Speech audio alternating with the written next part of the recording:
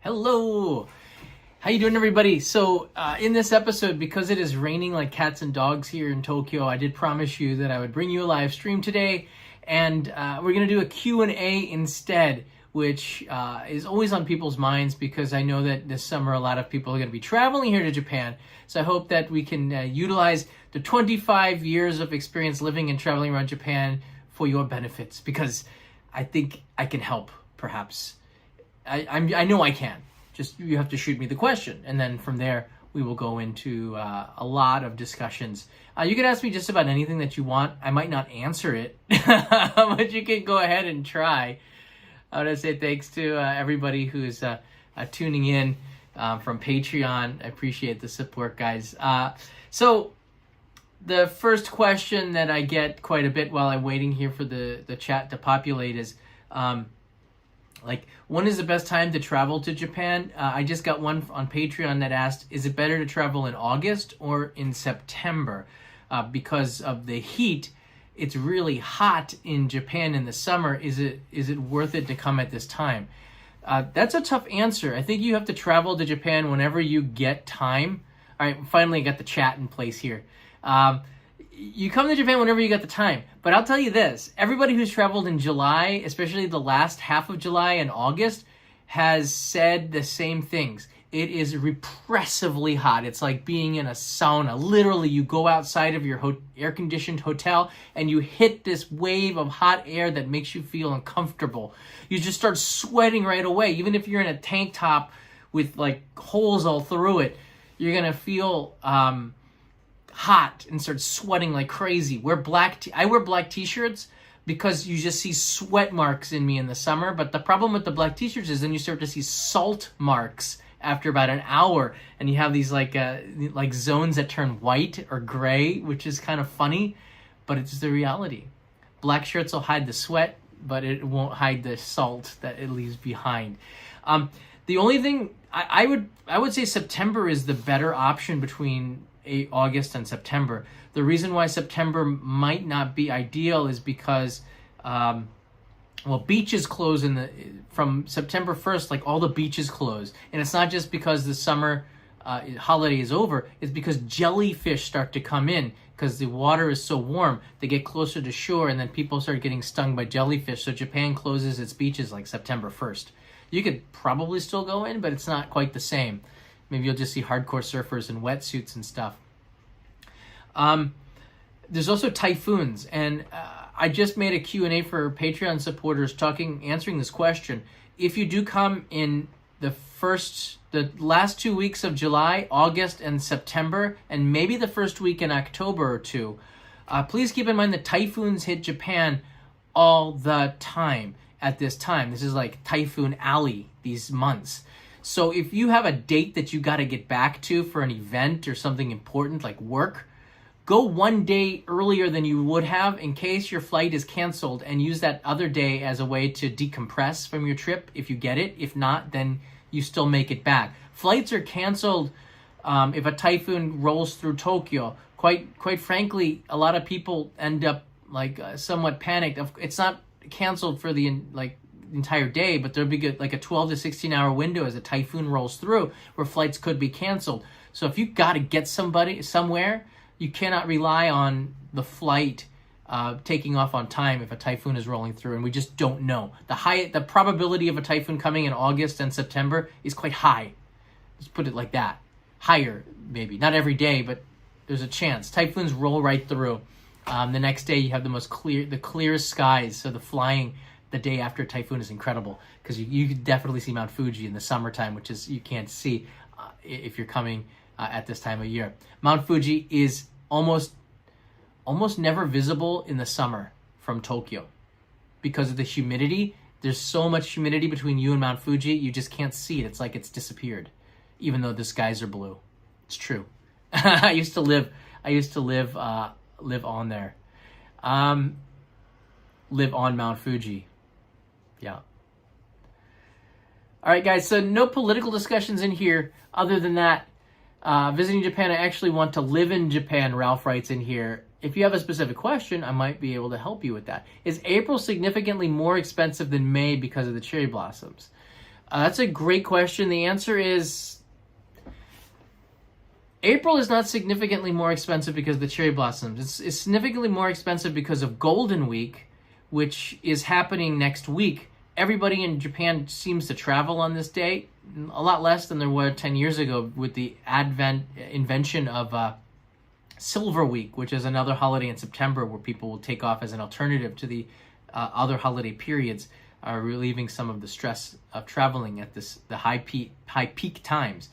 But between April 27th and May 5th, it is super crowded on the Shinkansen platforms. You pretty much need a reservation on the Tokaido Shinkansen going down to Kyoto and Osaka and back and forth. Make sure you get that if you're traveling at this time. You can still get Juseki, which is unreserved tickets, but just keep in mind you might be standing if you're getting on in Shinagawa. So you always want to go to Tokyo Station to get on at the origin of the train, especially during the holiday peak seasons, because your chances of getting a seat are way higher. All right. Other than that, cherry blossom times, it's not more it's not. It also depends because you cannot predict when the blossoms will bloom. This year was a week earlier than last year. So how would you be able to predict the hotel dates for this? So it's a harder thing to do. My advice is, if you're coming for the cherry blossoms in Tokyo, they bloom here they start blooming it in March, okay? So it's over by April 5th typically. I'm just saying, in the city, so April is not a cherry blossom time for Tokyo, but it is, as it blooms up, going up Japan, it'll bloom at different times. It's just that you cannot predict when the full blossoms will be here, and you can't predict how long they stick around. The first wind and rain after 100%, that's all gone. Yeah. How do you return an IC card when you finish, writes in Malcolm. Do you get the deposit back? You do. Do I have an IC card with me right here? I used to have a bunch of them here.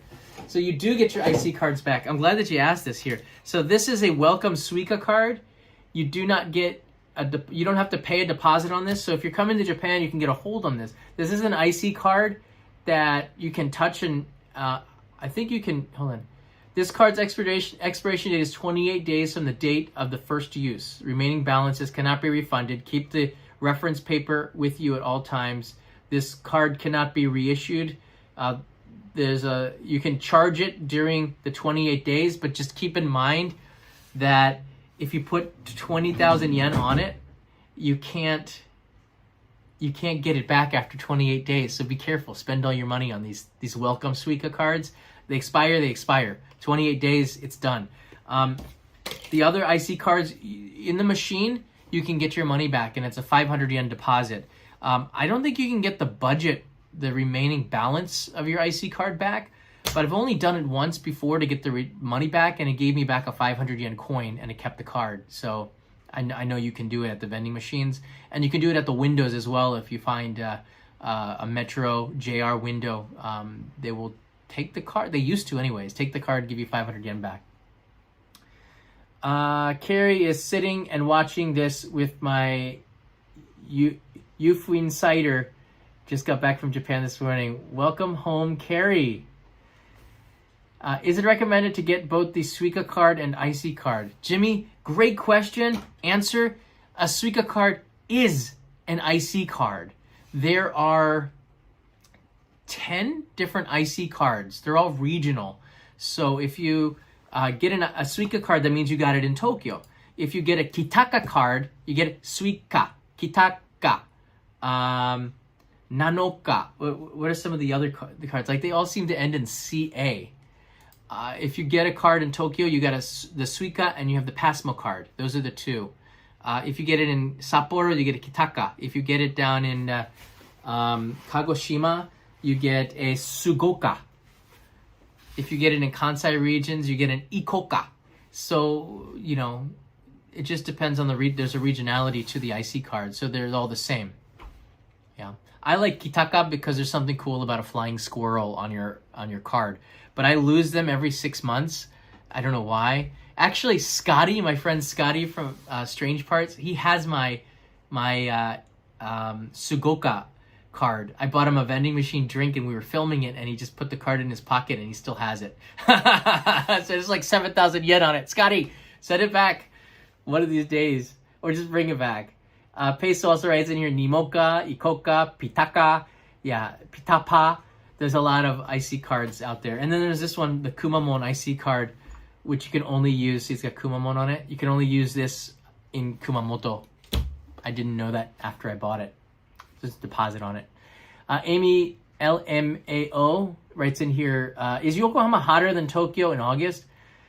It's like the same. It's like, is New York City hotter than Philadelphia? And Yokohama and Tokyo are even closer. So it's about the same.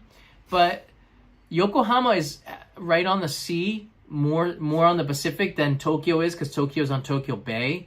So I'd say Yokohama might get a better breeze, but they're both pretty hot. And the further you get away from Tokyo Bay, the hotter it is, because you get a little bit of a breeze off of the sea, but you don't get that at all. Like in Shinjuku is going to be a little bit hotter than like Odaiba, where you're going to have the sea breeze. We live closer to the Tokyo Bay side, so we get a little bit more air, I like to think. But yeah, it's you can hardly tell. Everybody's got these pocket, has like a fan. You'll see Japanese carry a fan with them to go like this. Everybody also carries a towel. I don't have any with me here. There's these little pocket towels that you can put in. And I highly recommend that you all get this at Narita Airport or bring a little towel with you. You're going to sweat so much that you're going to want to wipe it off. And you don't want to use your sleeve because your sleeve is going to get drenched. Everybody in Japan, Japanese, carries a little towel and a fan with them in the summer to cool themselves off when they sit down a little bit. It does help. And also to wipe the sweat away. And of course, a bottle of water. You need that from the middle of July through like the first week of September. It's that hot. It's hot. Great questions here.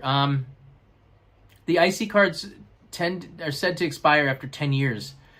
I have not had an expired one yet, so I've had cards that are over 10 years old. They might have expired, but I just don't use them.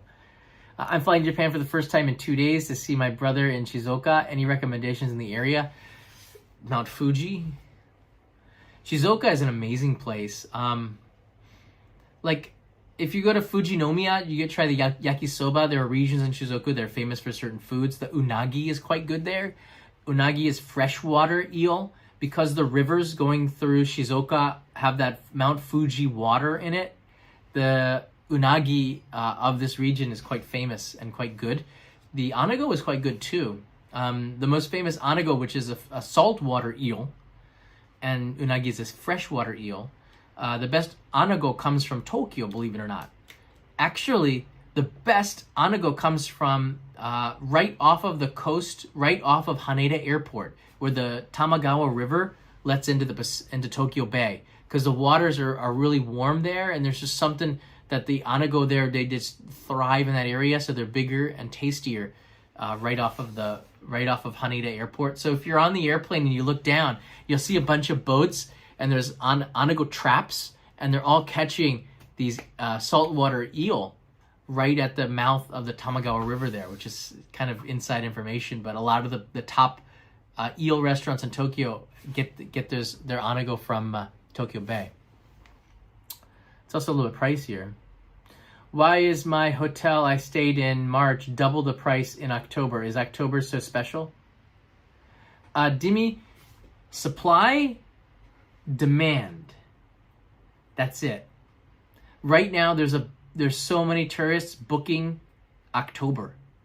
And I can't say that they're going to follow through. There might be cancellations. I don't know. But supply and demand has created... the hotel prices are 3 times more than they were during the pandemic. The reason why is because of demand. Because of the hotels went out of business, a lot of them, especially the mom and pop places, which is heartbreaking, went out of business in 2021, 2022 in particular. They just couldn't hold on. The hotels that remained, which are mostly chains, have a supply and demand thing, and they're trying, I guess maybe a little bit is making back the money that they lost, but also they're booked. they're taking bookings and they're booking them. Ginzan Onsen is stocked for the next 6 months. You have to wait until 6 months and 1 day to call when they open up the books to make a reservation, which is a tip. Don't do it. You can't do it through booking sites so well. Some of them only take phone calls, and they don't even take a deposit. They just want you to reserve, which is crazy. But if you break that reservation, you're screwing it up for everybody, because I want them to keep doing phone reservations without having to put down I didn't put down a deposit. Every time I've stayed at Ginzan Onsen, I didn't have to put down a deposit if you book by calling them. You call, make a reservation, because why would you not go? It's Ginzan Onsen. It's like the most in-demand place. You don't cancel ever for Ginzan Onsen. And if you do, you're pretty lucky, because you got a canceled reservation if somebody does do that. Jimmy writes in here, thank you for all the info. Thank you, Jimmy. Hopefully you can use this to buy a snack or drink. Well, Jimmy, thank you for mentioning that. I went to took the trash out, and there's a Family Mart not too far away, and I got this.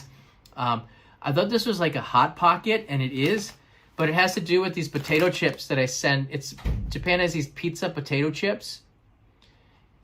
Like, I was like, wait, so they have potato chips in here?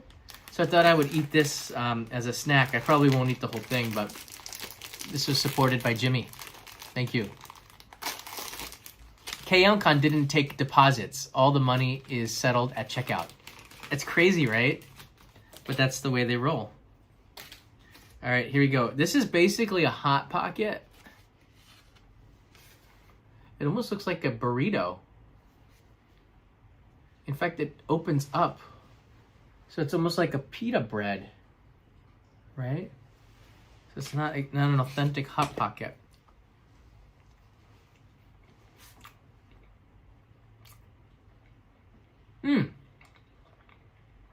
Pepperoni. We don't get pepperoni a lot in anything at the convenience store, so that's kind of good for me. All right. Thank you. Thank you, Jimmy. You can get a lot of really unique stuff at convenience stores, which is why convenience stores are just so cool. It's like a museum. Every time I go to the convenience store, there's something new, seasonal, even weekly. They'll have different desserts, different bread at the bakery, different drinks, and that trend, these gimmicks. Japanese people like shows that the brand is strong by innovating, and it's an important thing that they do. That's why Pepsi has to innovate. Coca-Cola has to innovate to stay competitive. That's a great thing about Japan. Calbee brand makes good stuff. They do. Calbee's potato chips are some of the best in the world, and they're so innovative. They have the thick cut ones now. They do different shapes and things, different flavors that you've never seen anywhere else in the world. Daniel writes in here, thank you for answering my question. I'm working graveyard shift as a nurse, so I'll catch the stream later. Hey, Daniel, keep going, buddy. My second trip to Japan will be after the summer from New York. Thank you, Daniel. After the summer would be highly recommended. It just seems though after summer, even though the high season is over, I am shocked. Hotels that I talk to, especially the Japanese ryokan, because Kanai and I like to go out and spend a day as a vacation, family time. They said that they're booked. They said that they're like, okay, we have rooms, but we're at 80% capacity.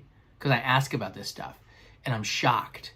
Like September, October, November are starting to book this early, because people are asking for the booking and they want to make sure that they have accommodation. So if there is something in particular that you want to book, you better book it 6 months in advance now. It just seems like there's not as many options as there were in 2019, and there's a lot of people that are coming here. And there are also package tours that are booking a lot of these popular places for their package tours groups, and they're taking out like floors of hotels. So something to keep in mind.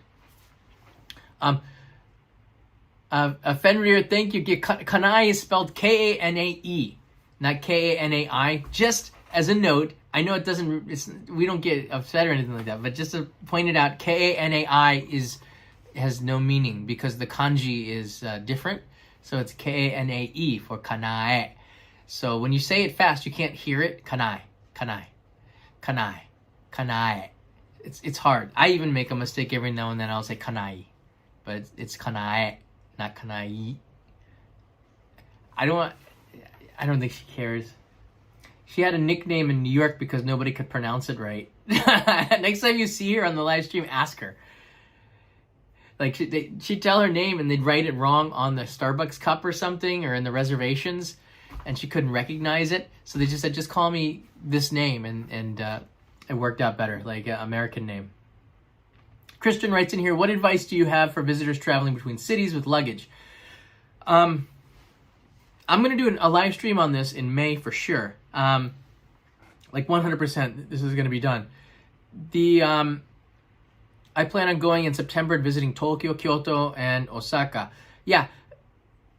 If you're traveling with big suitcases, I would recommend that you pack and then take it all out and then pack a smaller suitcase. I'm telling you, I'm seeing people wheeling around big suitcases, and it looks like if you just get a smaller suitcase, you're more portable.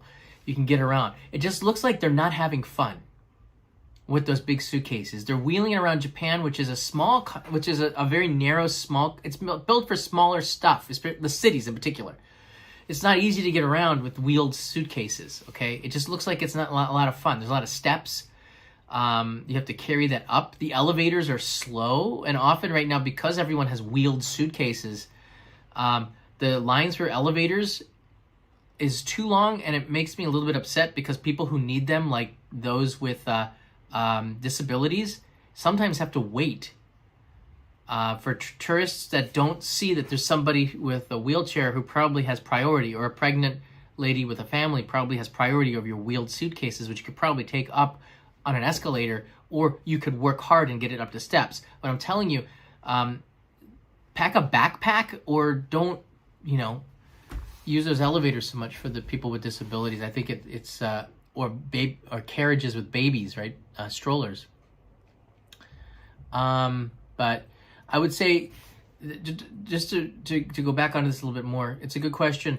You can go pack your bag the night before, like 4 p.m., okay? You know you're going to be leaving the next day. Have a day pack. Keep your stuff there. In the afternoon, early afternoon, tell your hotel you want to send this to the next hotel. You'll have a takubin form. You fill out, they might even help you, with the kanji and stuff if you want to write it in Japanese, but English is fine for takubin.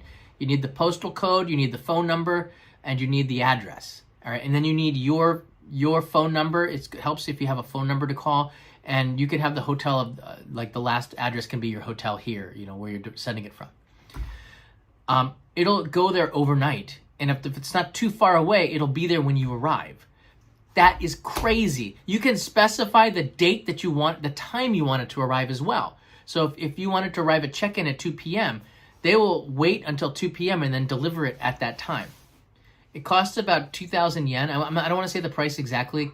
I think it depends on weight and size.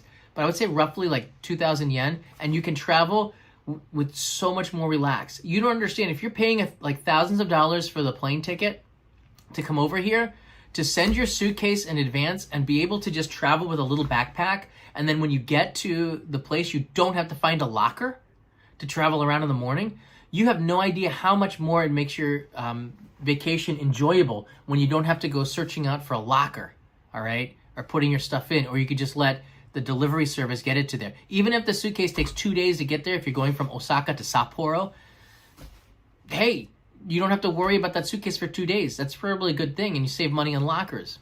So you can do that. That service is wonderful. It's called Takubin, Kuroneko. There's a bunch of other services they might have, but the hotel you should be able to have it sent from the hotel lobby. They all have those forms. N-Star writes in here, thinking about using it just disappeared. All right. Thinking about using the Hokuriku Pass. What places other than Kanazawa do you recommend? That's hard. Do you mean like for the pass? I would recommend in this area everywhere. I don't have a place I don't recommend. Every place has so many attractions. Kanazawa in particular is wonderful, and the pass, the Hokuriku Arch Pass, covers all the way to Kanazawa, and that pass is incredible. It hits so many wonderful places. I would say you don't need to go to Kyoto. You could go to Kanazawa. Pick one or the other. It's really a really amazing place. I want to get into Alicia's question here, Martin the channel. Are capsule hotels still a thing? I really want to have an experience at least once. So let me see if I can answer both of these here. Other places to go, like if you're going to Hokkaido, you should invest at least like 3 or 4 days, unless you specifically want to see Hakodate. All right. If you go to Sapporo, you might as well also go see some other places around there. So you need 2 or 3 days. If you're going to Hakodate, you can do that for a night or two. But if you're going to Sapporo, you might as well, spend a whole week up in Sapporo and Hokkaido and spend a holiday there. If you're going down to Kyushu, you might want to spend a couple of days in that area. So getting those regional passes are pretty interesting, and it's good to look into there. If it's your first time to Japan, Takayama is highly recommended because they're used to working with foreign tourists. Takayama is in Gifu Prefecture, and it is the best off of the city route stop because it's not that far away. It's really interesting old town. The beautiful ryokans that have a lot of English menus and English explanations for everything. They've been doing this for years and years and years.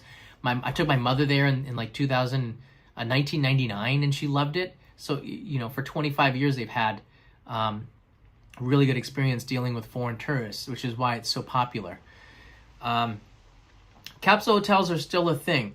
I got a comment from somebody on Patreon that they had spent 3-4 days in a capsule hotel in Shinjuku, and my mouth dropped. Oh, I think this was just a comment in yesterday's video.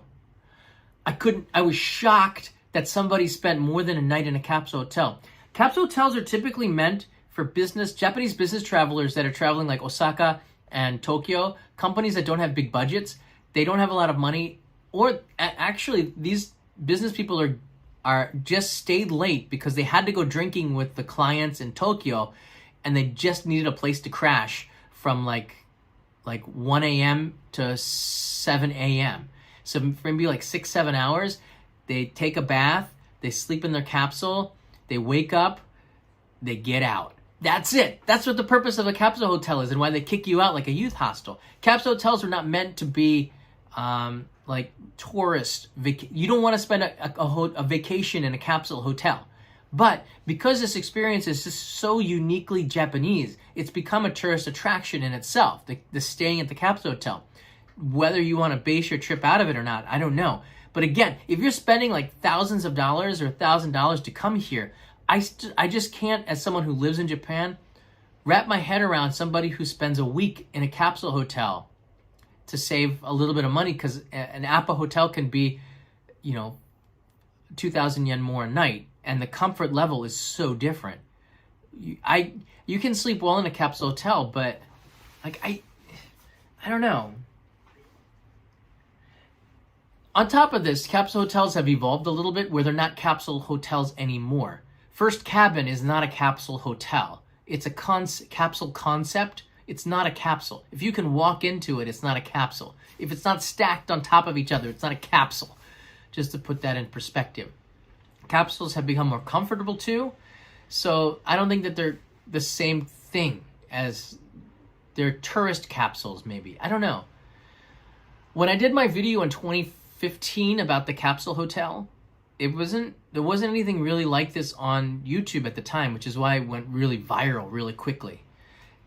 And the challenge that I kept in touch with the manager, the challenge that he had after it was like the Shinjuku Kuyakushomai Capsule Hotel was really popular with tourists after that.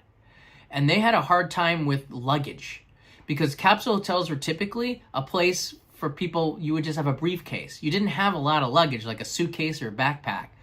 But because of the tourist boom that happened like around 2015, 2016, and actually after the video that I did, a lot of the capsule hotels realized the market, as Japan's population is declining, they decided to make more space for that. Make women-only capsules as well, which is really important because capsule hotels, it's not a great thing to have it like a bohemian style. It's sort of good that they separate the women from the men, because you're in your pajamas, stuff could happen. I don't know. A lot of capsule hotels don't have high security because it's like self-contained. So if you stay a night in a capsule hotel, I think it's awesome. Don't take your family and stay in a capsule. If you have like a teenage son maybe, But don't take like your wife and you guys get cat. That's so like it's not good. I think if you're a solo traveler, okay, get a room. You know, go stay at the Sheraton at Tokyo Disneyland. That's one of my favorite places because the rooms are so big. If you're a tourist, you have jet lag, stay at the Disney hotels. They have a pool. You know, it's easy to get around. The rooms are spacious. The breakfast is great there. The Hilton was also quite good. I thought the Okura was a little bit old, but wasn't a bad experience. So, I got a book. All right, thanks, Peso. All right, let's see. I might have missed some questions as I was talking a little bit too much about that. Caskets, rooms for Count Dracula. Pretty much. Do the barbers hold conversations in Japan? Writes in Gi. Yes. I would say that they do. I do. I've had the same barber for 14 years, more or less. He passed away a couple of years ago, so I started to go with the other barber who I talked to when I went there. And if he quits, there's another barber who I talk to there, so they're all kind of like family. Barbers typically, even if they're working for a company, will stay there for a very long time, and they really care about the work that they do, which is incredible. But if they get to know you, we talk about it all the time. I'm on Japanese TV more than you guys know, not a lot, but they see me when I'm on TV. A lot of them record the show, so they talk about what about this person that I met? What's the host like? What was it like going in again? What did you eat at the studio? Because it's a huge show that I do. And that's kind of cool. But when my friend Joe got a haircut at the place, the guy could speak a little bit of English, and he did have conversations. But not all of them are the same. It just depends. If they don't know you, there's risk involved with having small talk with tourists, and they don't want to get you upset or offend you or stuff like this. So sometimes they might be shy to talk to you, but if you try to talk to them, then they might open up to you. But it's important for Japanese in services not to say something offensive, so it's hard to do small talk because you don't know the boundaries of strangers, especially today. It's very politically divisive. They won't be talking about that, I'm sure. But I think it's always a risk to talk in a second language with somebody that you don't know. And for men at barbershops, I know my barber's pretty good, and they do an amazing job for a ridiculously small price. I bring omiyage gifts to them if I go traveling sometimes. I know I'm going to be getting a haircut, which I will be soon. I'll bring them some oranges from a certain area of Japan, mikans, or I'll bring them cakes from Sendai or something, and they appreciate that. But I do it because, they're kind of like my family. 14 years I've known them longer than I've known my wife. So kind of like family. Michael writes in here, hey Michael, always love your travel tips. Is there an onsen in Tokyo that allows people with tattoos to use their services? Thank you. Michael, great question. Answer, 99% of the sento, which are the public baths, are tattoo friendly. There's one or two that were not. I don't know why, but I bet you that they changed their tune just because it doesn't matter that as much anymore. Onsen, usually, right now, it's changing quickly. Keionkan, the oldest hotel in the world that I went to, Nishiyama Onsen Keionkan, the CEO told me, we don't care if you have tattoos. You got tattoos? Stay at Keionkan. What smart business that is. I think in terms of tattoo friendly, I really don't know because I don't stay at onsen in Tokyo. There aren't that many. I think Monogatari, the onsen in Odaiba, went out of business. No, I think they closed. I'm not sure. Maybe they were reopened again. I'm pretty sure that if they're not tattoo friendly now, I'm pretty sure that they will be this year. Always call ahead. I know you could book on booking.com and you can book online. It makes a lot of sense to get on Skype. You can Skype out or Line or whatever app you're using. Call out and just call them and say, if you have tattoos and this is something you're worried about, and saying, I have a tattoo.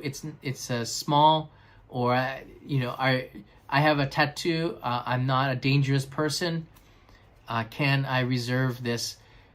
If they say yes, make sure you get their name. It says, thank you. Can I have your name again? Namai wa nan desu ka? Like, Suzuki-san. Okay, Suzuki-san. It's always good to say, I talked to Suzuki-san. Suzuki-san said it's okay if there's ever a problem. And then the hotel feels more obligated to help you. I don't think it's ever going to be an issue, but it just makes, when you travel, it always makes sense to take people's names down when you're making the itinerary. I always write down the address, the phone number, and who I talk to.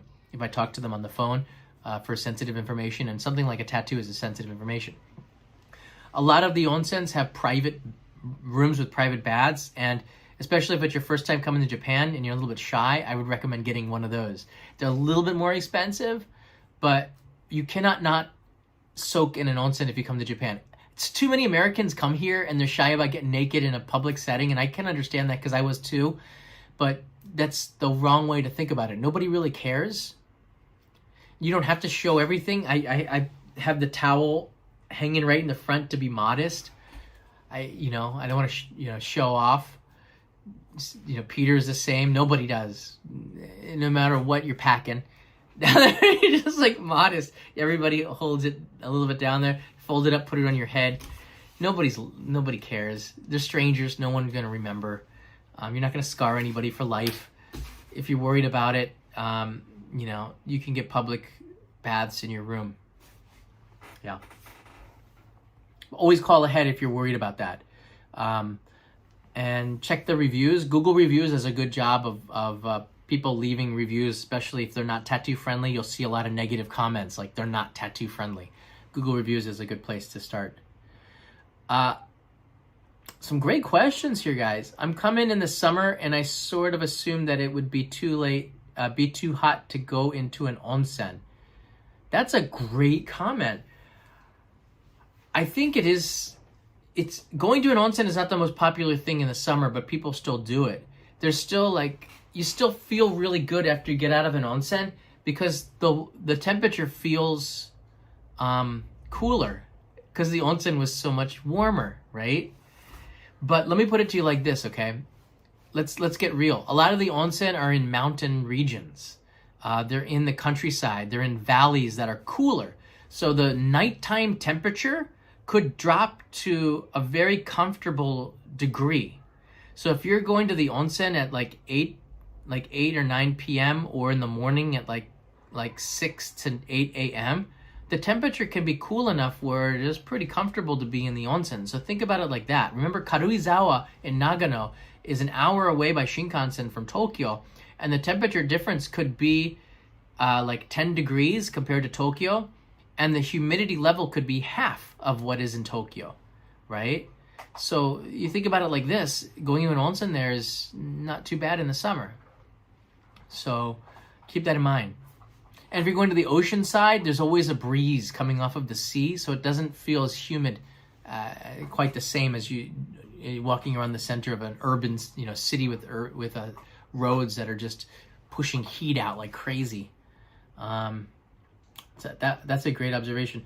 GTA writes in here, we'll be in Tokyo on May 20th to 31st. What's the weather in Tokyo like during that time? It's good. I think May is my favorite weather time. It's not rainy season. You get longer days because, you're farther away from the short nights of long nights of winter. You're getting closer to the middle, the summer solstice. So the days are longer, which is great. The humidity isn't here yet. You can wear shorts, which is good. Right now, the rainy season is weird. Around the middle of June, the rain starts to come down, and then the weather changes to chillier. So I think May can be warmer than June because it's sunnier, and June is wetter. So it feels colder in June. So I actually wear a jacket in June quite often, especially on the Sea of Japan side. I found myself wearing a jacket in June. So it's good to have a raincoat during the rainy season. I hope that helps. Pack light.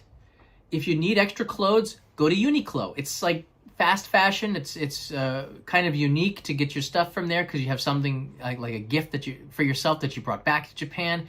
Pack light and buy your clothes here. There's, I think, 10 to 15% off. If you go to Uniqlo, it's like $5 to $10 off. So H&M is here. There's other, I think you used to be American Eagle was here. You can order online and have it sent to your hotel.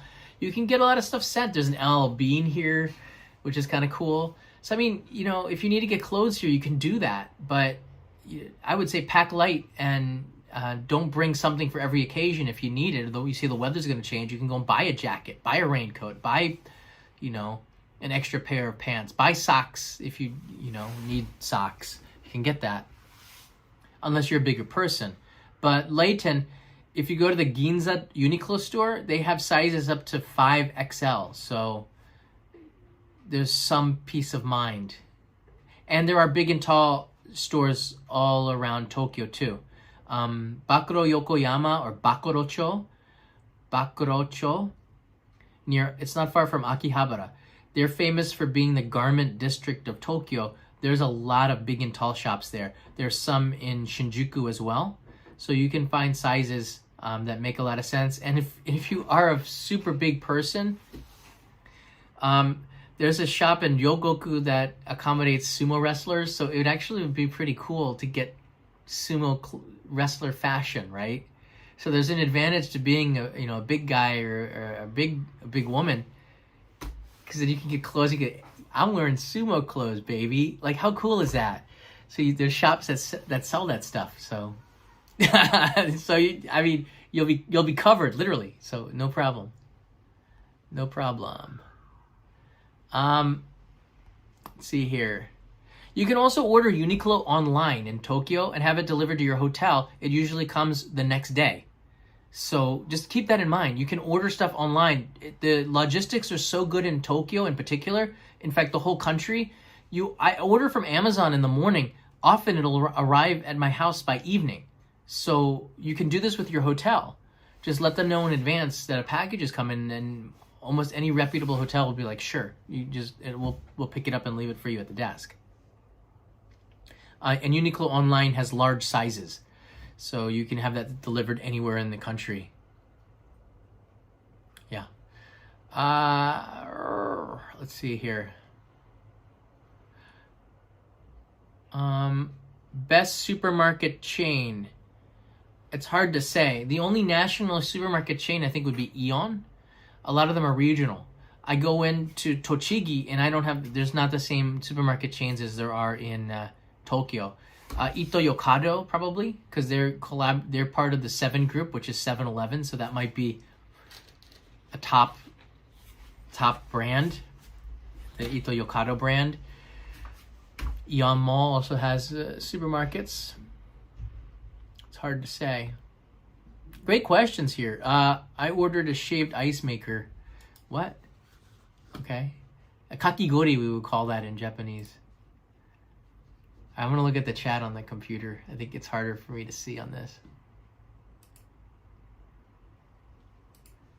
I'll take a couple more questions here. Let's see if we can get to in 45 minutes. Oh, where'd it go? Oh, here it is. All right, new comments. What do we got?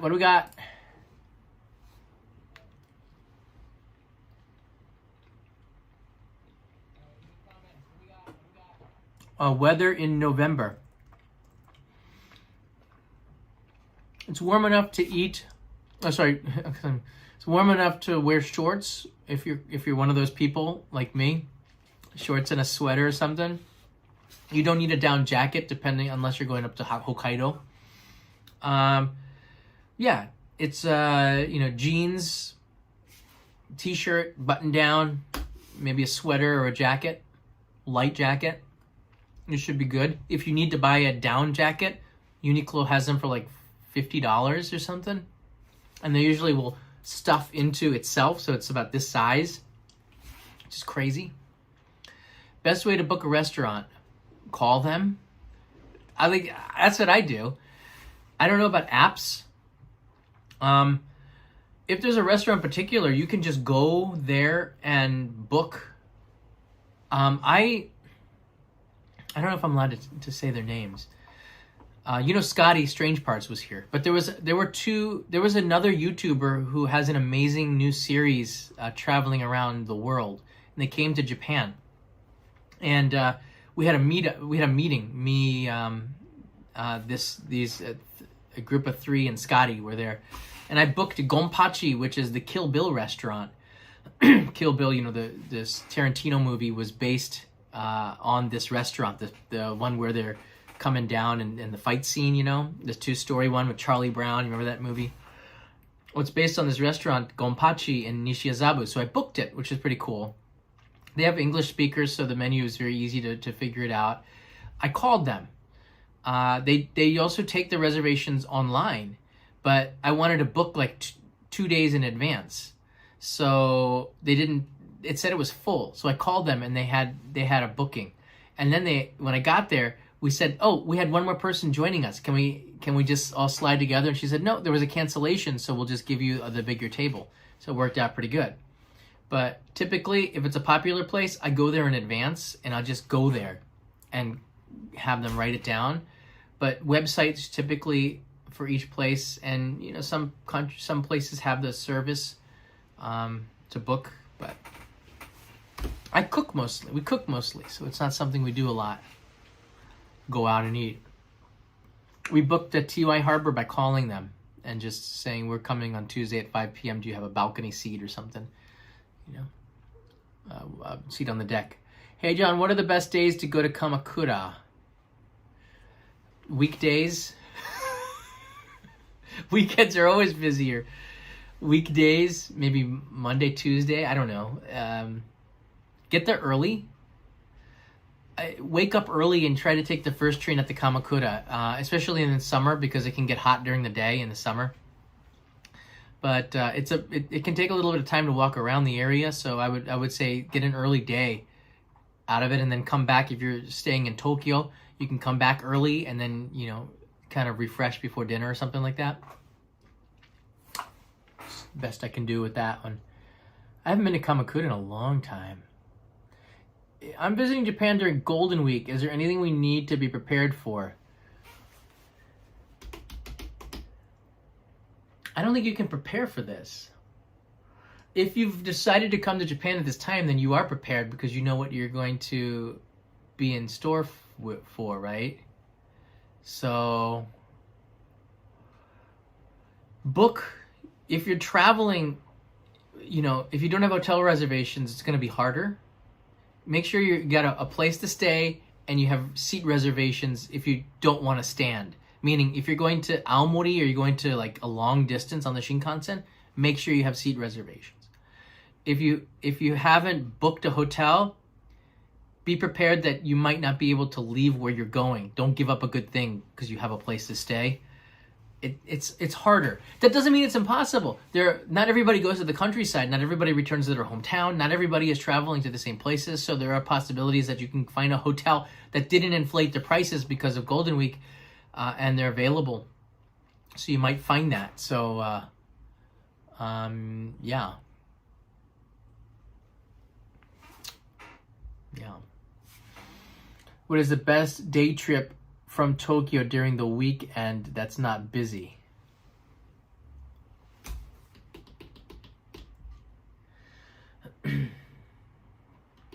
That's a good one. I like, Hitachi Kaihin Koen. This is a park with the blue flowers. Is a really good day trip, and it's not too crowded. Even during the blue flowers up there, it's a good day trip. It's in Hitachi. You take the Joban line up there, and you can walk or take a bus to the park, and you can see those flowers. It's a really nice day trip. You can stop off in Mito, which is the prefectural capital of Ibaraki, on the way back, and have some natto. But Mito has one of the three top gardens of Japan. It's a strolling garden. It's a beautiful garden, and you can walk there from the station. I think it takes about 15 minutes or so. Walk there from the station and go and see that as well. So it'd be like more of a walking, be outside type of a thing out of the city. Nikko is a pretty easy day trip. That's good. And if you leave from Asakusa Station, you could take the Tobu line, and it's pretty cheap to do that. I don't think it's that crowded during the weekend to go out there, to be honest with you. Other day trips. I don't know. Hakone isn't, I don't see Hakone as a day trip for Japanese. They go there and spend the night typically. But you can do it as a day trip. Take the romance car. I don't think it's going to be too crowded. I'll tell you this, all right? Some advice for the weekend. Leave early. Leave early at the crack of dawn if you can. Just wake your butt up and leave early. Get your breakfast on the go. Eat on the train. Don't wait around. And then this will take a lot of stress off. I noticed that people don't start getting... Shops don't open until like 10 or 11 a.m. All right? That's when the traffic starts to get stronger around 9 a.m. to travel. So I've noticed that places don't get full on the weekend till like 1 p.m. So morning is a great time to take advantage of the fact that people are a little bit slower. You know, and if you're not, you are the early worm. Wait. You're the early bird. You don't want to be the early worm. They're the early worm. Well, they're not there yet. You get the worm. It could be takoyaki. You don't have to wait in line for it. There you go.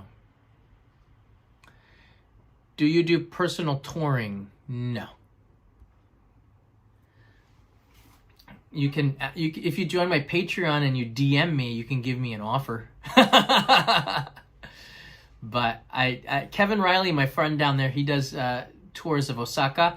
He's been busy every day, and I think this has become like his main thing now, which is awesome. He also does teaching and he does YouTube. I don't know how he does it, and he's older than me too, like 10 years old. He's got more energy than me, which is I'm trying to stay in shape and not eat Hot Pockets.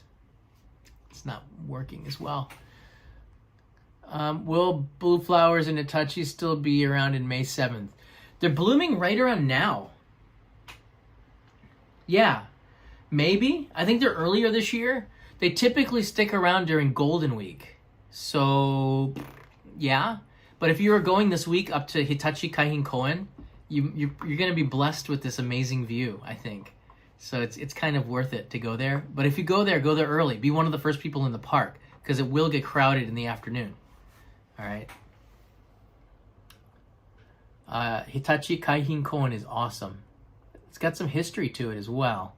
There was the bombing range for Japanese fighter planes back in the day. I'm totally not a morning person, but jet lag helps. It does. It does. If you got jet lag, you got a foot up, right? It's easy to get, you're like, 5 a.m., let's go. Hotel prices for what I'm seeing have gone up 30 to 40% since pre-COVID days. It seems more to me. Because we were getting, I could go to the Intercontinental for like 12,000 yen, right? And now it's like 30,000 yen. So that's more than double. So yeah, it's a pretty significant increase. What will it be like in mid to late June? Am I looking forward to our school getting back? It's the rainy season, so you're going to have some sunny days in the Kanto area, but I would bring a rain jacket and a sweater. And I always get, can I do it? I have like these pants. I can't even see it. I have these pants that allow me to zip it off and make shorts. I wear these all through like March, April, May, June, July, August, September, November. The zip-off pants are kind of cool. I don't know if they're cool anymore. I don't care. I don't care about fashion so much. What I care about is that I can make pants anytime I want, and it's really convenient. Be ready for that. The Gion Festival is awesome, but it's quite crowded, so be prepared for that. Any tips for Nagano? I want to go to Seki City Blade Festival, the Hamono Festival. That's in Gifu. So wait, tips for Nagano, but you're talking about Seki in Gifu. I'm not sure if I can put those two together. No tips for Nagano. It's great in summer because it's cooler. It's great in winter because of snow. Nagano City itself doesn't have a lot of attractions, but the prefecture is loaded. So making a base in Nagano is kind of good for hotels because the transport is really convenient. A lot of trains leaving from there, and it's on the Shinkansen line. But Nagano is also has a lot of ryokan and onsen, and it doesn't make a lot of sense to stay in Nagano City. It makes a lot of sense to stay in the countryside where the ryokans are. So that's my only tip for that. In terms of the Hamono Festival in Seki, I've been there. I filmed there. It was awesome. You can bargain a little bit for the knives. That's kind of a cool thing. But don't bargain too much because you don't want to insult these people, because you're not going to, this isn't a market in, the silk market in Beijing where you can, I remember in Beijing in the year 1999, I bargained for a North Face jacket over the course of 3 days. I was so stupid because I was young. They wanted $100 and I wanted to pay like $5. And I knew in the silk market you could do that and you'd maybe meet in the middle. And I wanted to pay $35 because I knew it was fake, right? I think I wanted to pay like less than $35 or something. So he started at 100 and I didn't insult him, right? I was nice about it. I went in the next day and his starting price was better. And in the end, he goes, you know what? I'm pretty curious. I'll be here tomorrow. And then on the third day, I said, it's my last day. I'll give you, and I had a fair starting price, and I had the money out. And I kind of had an idea of what it was going to be. I can't remember. It was a steal. It was like a triple. It was fake or like a bootleg or from the factory, and it was not a perfect one. I don't know, but it looked really good, and it was warm. And I was going to Tibet. Was that when I was going to Tibet? Oh, this is before I went to Tibet. Okay.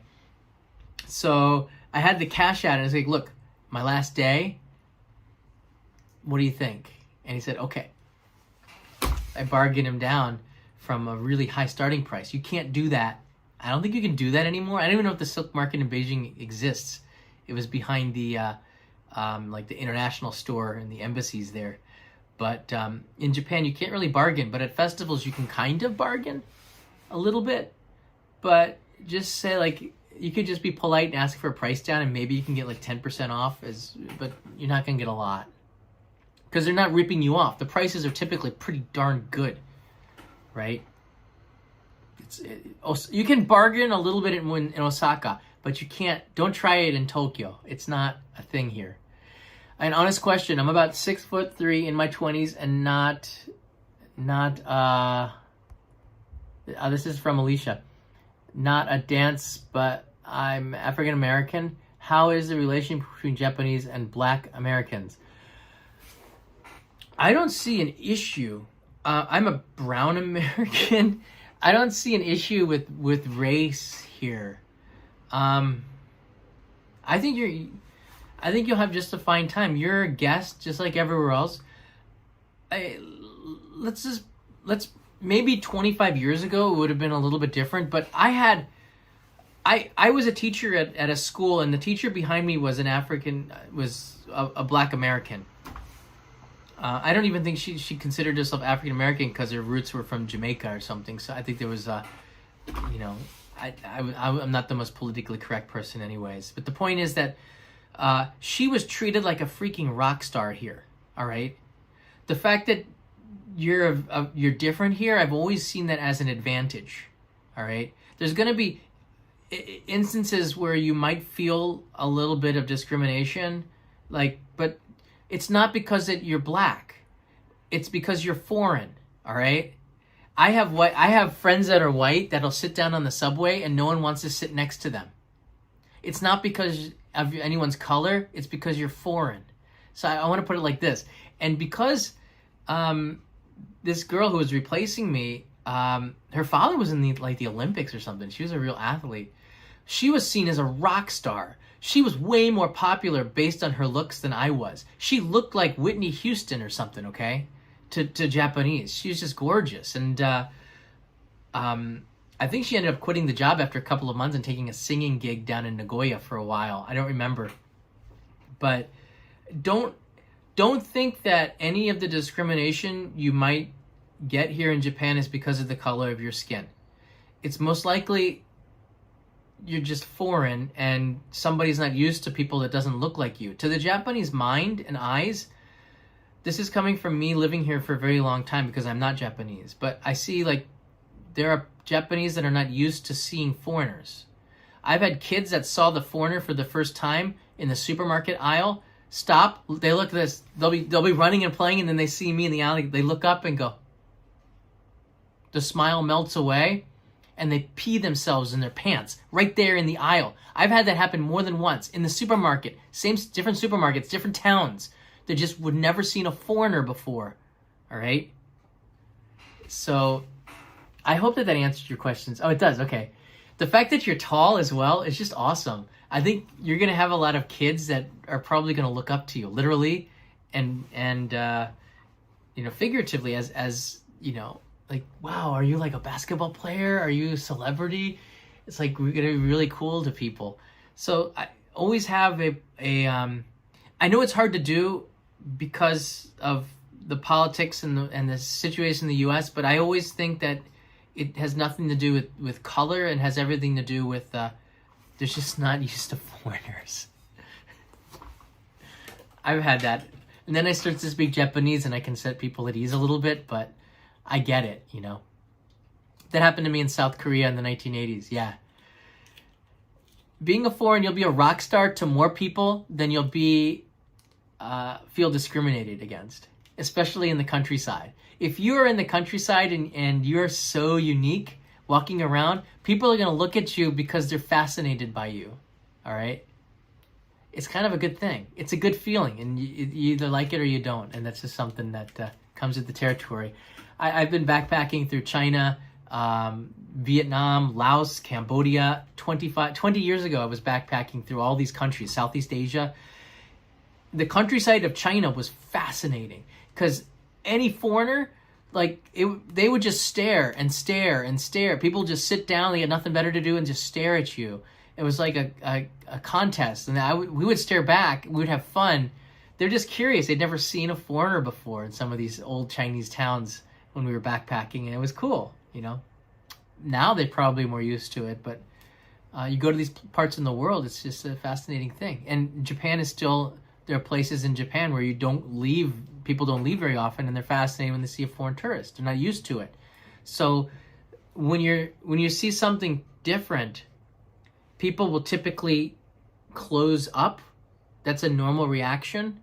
So it's not a discriminatory thing. It might make you feel uncomfortable. But you think about other people's feelings. I think that's something we don't do enough about. And I think that they will open up. Like, how are they thinking? You're the visitor, right? So in a way, like, they didn't expect you coming. You didn't call ahead, right? I didn't call the supermarket in advance. I take that point of view. Let me see here. I'll take one last question here. Do they react to mixed children? A little bit. Leo's got really long eyelashes, so he gets a lot of compliments. People think he's a girl because he's got longer hair and he's got softer features. Maybe that comes from me. I don't know. But I have not had anybody that said he was be shocked by Leo, and he's both. So just the opposite. People are a lot more complimentary. People are very, especially in Japan, right? I don't know. I haven't had any issues. Jennifer French is here. Jennifer, any advice on how to get Ghibli Museum tickets in Mitaka? Wow. I think you can only get them through Lawson's, and I'm not running a service to pick them up for people. I've had people, maybe it's too bright. The color looks a little washed out. I've had people who have asked me to go to pick up the tickets at Lawson's for them, and I stopped doing that. So if you're asking me, you have to ask me really nice on Patreon, and maybe I'll do it if you've been a supporter for a long time. But I typically, it's hard. You can only get those through the convenience. There are resellers, but there's a lot of, I've heard of a lot of scams as well. So it's a really tough thing. My advice is that if you're staying here for a long time, I think you might be able to get tickets. I really don't know. I haven't tried to do it for a very long time. I went there once, and I'm a fan of Ghibli, but I wasn't like blown away by the Ghibli Museum. I love the park. I love Ghibli movies. I didn't really get a lot out of going to the Ghibli Museum, to be honest with you. So if you're going to a lot of effort to try to get the tickets, I would question whether or not it was worth it. But it is one of the great attractions. I don't know how you get the tickets, except go to the Lawsons or find somebody to get you the tickets in advance, if you can. It's been a while. Write me, Jennifer. Just write me, okay? So what I'm trying to say is just write to me, Jennifer. I know we're on Patreon. I'll see if I can help you out. I spent a month in Japan and I only encountered one xenophobic person. Simon writes in here. I think that's exactly the case. This is the country. The younger people are much more used to foreigners, I would say, like teenagers now, because of the JET program. They've had foreigners in the school. There's been more interactions, so they might be better used to it. I don't know. I think, all right, it's hard for Japan being an island, and this is not an excuse. This is a fact from my 25 years of experience of talking to people. All right, hear me out. Japan is an island. The people here don't see English people as different than Singaporean people and Chinese people and Mexican people. They see you as non-Japanese people because the Japanese culture is strong, the language, everything, and then there's everybody else. All right, that's a fact. Because of this creates issues where if one foreigner gives a bad experience to a restaurant or a location or a place or a station or something, that will have a big impact on all foreigners. They don't care where you're from. All foreigners will be looked down upon because of this one person. It's the same thing if Japanese go to the United States, but when we walked through New York City, everyone was going ni hao to Kanai, who's Japanese. So Kanai sort of took offense to that. I don't know, but it was uncomfortable. It was sort of uncomfortable for poor Kanai. It's like ni hao, and she's like, "Are they doing that to make fun of me? Or are they doing that because they think I'm Chinese? Or are they doing that? Why don't they just say hello?" It's weird. So like she had like this sort of weird racism in New York City as they're walking around. People saying ni hao to her. It's like, what? I couldn't understand. And imagine for Asian Americans living in New York with people going ni hao. Like I'd be like, hey, ni hao, mofo. Like I'd be like in that person's face a little bit. But actually I probably wouldn't because I'm non-confrontational and aggressive. What is it? Non-aggressive confrontational or something? I don't know. Leo's at the kind of a school so we can get work done. Yeah. All right, last travel advice here. I see the comment from Taiyaki for me. That's a great comment. Let me put something behind it. When you get on your airplane, make flashcards before you get on the airplane for katakana and hiragana for that matter, and study it. When you come to Japan, you're going to find that you use it and you're going to unlock. It's going to make Japan so much more fun, like reading hieroglyphics. All right. Imagine going to Egypt and you can read freaking hieroglyphics. If you study katakana, you can see the symbols all over the city and you can read it and go, coffee. Whoa! I just read a Japanese sign that I couldn't do before I even got on the airplane. That's how easy it is to learn Japanese katakana, which is the foreign letters. The reason why I say katakana is because you can work out the sound of the words because it is the symbols for the phonetics for English words. Well, all foreign words, I should say, not just English. So you see pizza. It's like pizza. You figured it out. You can read a menu in Japanese. It says pizza. It's really encouraging when you can start to understand the symbols around you, and Japan doesn't seem so foreign anymore. So it took me about 3 hours before I could recognize and remember the symbols. That's it. Just a few hours, right? I quizzed myself. I did the flashcards on the subway in Nagoya when I was living there.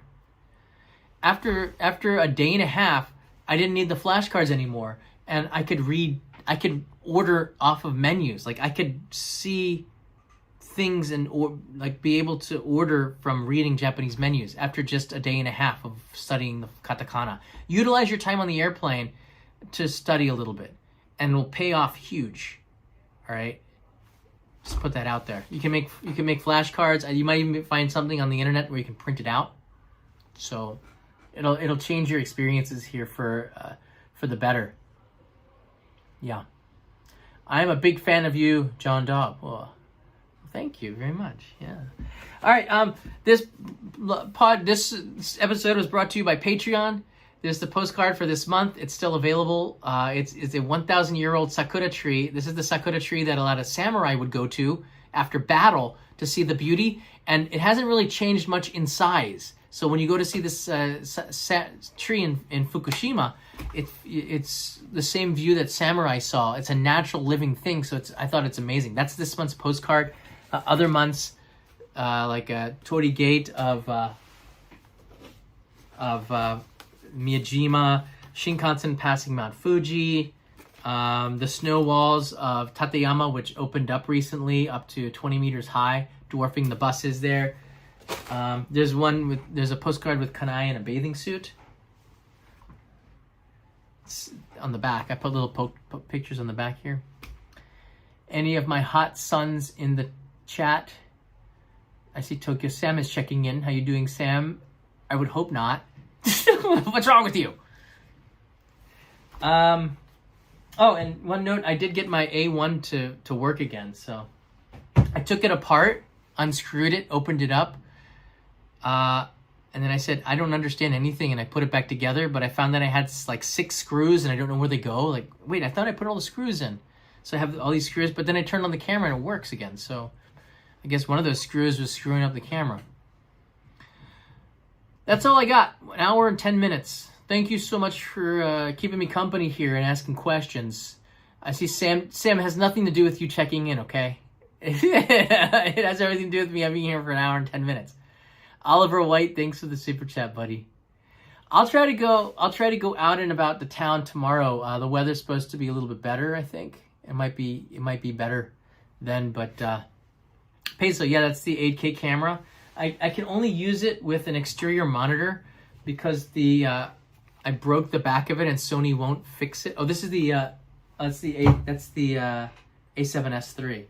This one is the A1. So I don't have a monitor in the back of it, but I can put an external monitor up here and I can actually HDMI it, and the sensor was not broken. So it worked just fine, right? See, watch, it turns on now. When there's a battery in there, it does. So, yeah, it works good. It works okay now. I don't know if it'll work in a week from now, but yeah. So thank you, everybody. If you have any questions, leave them in the comments below. Thank you to the Patreon supporters for making this possible, and I'll talk to you again tomorrow.